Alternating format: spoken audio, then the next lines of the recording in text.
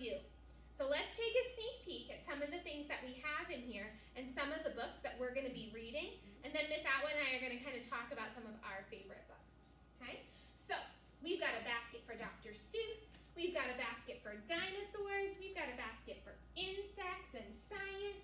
We've got biographies and ABCs. And we've got animal nonfiction and people nonfiction. We've got Red Sings from the Treetops, Miss Smith's Incredible Storybook, The Best Place to Read, Born to Read, and Library Mouse. You might remember Library Mouse from a book that you read in kindergarten. So this is kind of a new version and a new tale of Library Mouse. We've got some math books and some weather and seasons.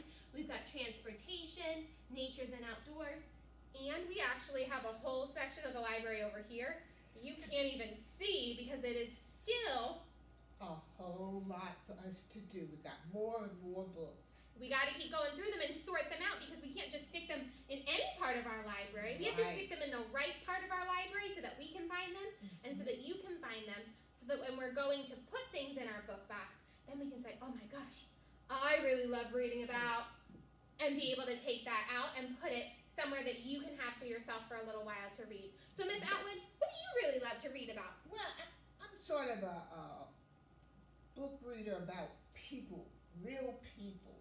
So I had chosen two, and that's way back in the day where Amelia Earhart started it when she drove a plane. So nowadays, here we go here in the future, she's into space. So right now, I'm all about the ladies.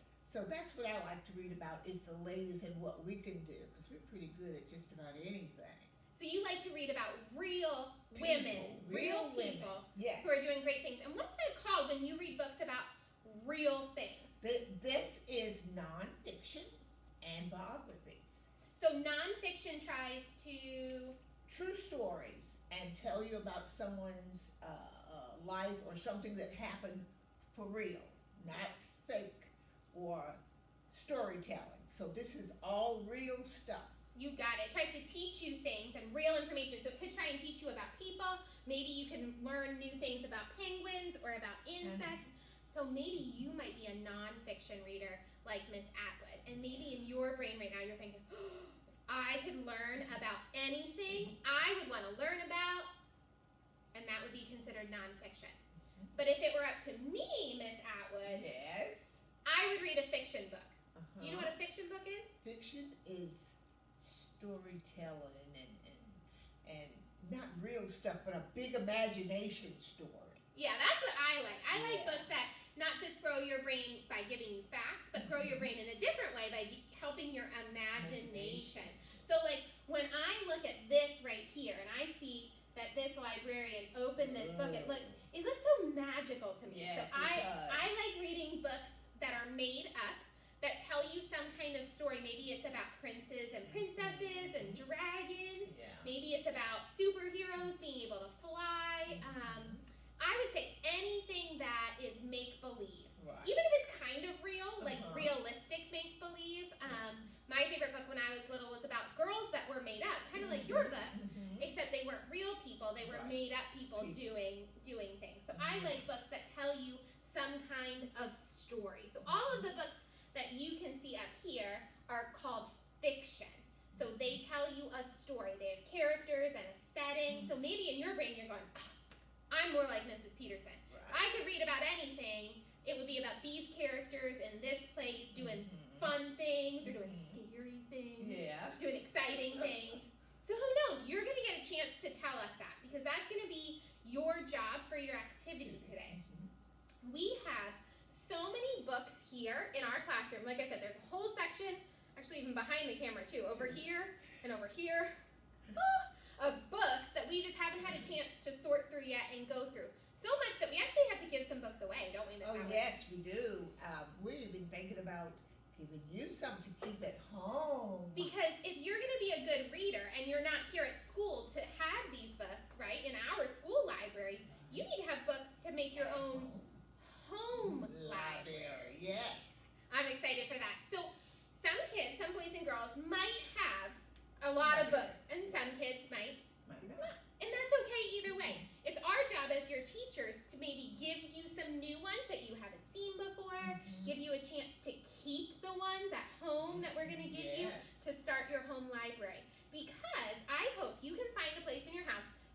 Miss Atwood sitting right now, right? Somewhere comfy and quiet. Exactly. And you might see this little boy outside here in the best place to read.